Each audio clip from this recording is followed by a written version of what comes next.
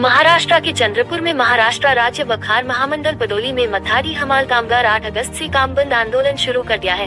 कामगारों का कहना है कि शासन परिपत्रक व महंगाई निर्देशांक के अनुसार मजदूरी बढ़ा देने का आदेश होते हुए भी आज तक उन्हें हक की मजदूरी नहीं मिली। 2022-23 और 2023-24 की बकाया मजदूरी अदा नहीं की गई और 2024-25 के नए दर भी घोषित नहीं हुए। सबसे गंभीर बात यह है कि आंदोलन शुरू हुए कई दिन बीत गए, लेकिन प्रशासन ने अब तक कोई दखल नहीं ली है। कामगारों ने चेतावनी दी है कि जब तक हमारी मांगें पूरी नहीं होंगी, तब तक आंदोलन जारी रहेगा और हम मैदान नहीं छोड़ेंगे।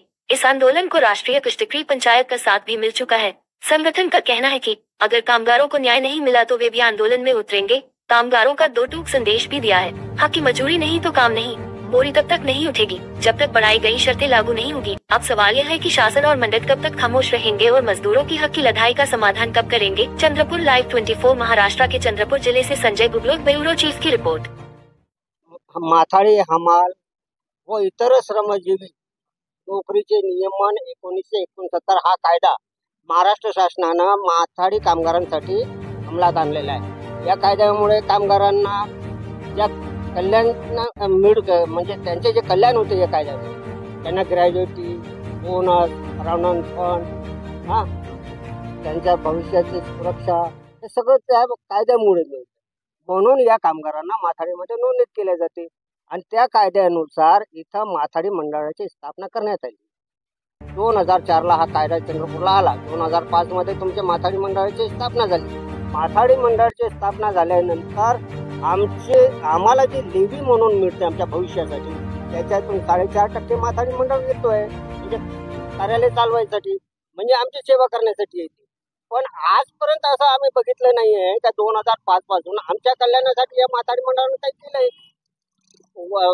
म्हणजे व्यक्तीच्या ठेकेदार किंवा मालकधारकांना त्यांच्या मर्जीनुसार आम्हाला आमची मजुरी ठरवण्यात येते। श्रम जास्त आणि त्याची मजुरी कमी, आणि जर आम्ही जास्त मागितलं तर आम्ही तुम्हाला काढून देऊ, या धमक्या मिळतात।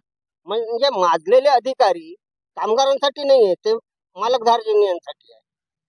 शासनाच्या आदेशानुसार आम्ही जे दरवाढ तुम्ही दरवर्षी मार्च महिन्यामध्ये आमच्याकडे GR आहे, शासनाकडे आहे, त्या GR मध्ये स्पष्ट लिहिलेलं आहे की दर वर्षी मार्च महिन्यामध्ये मजुरांच्या मजुरीची दरवाढ झाली पाहिजे महागाई निर्देशानुसार।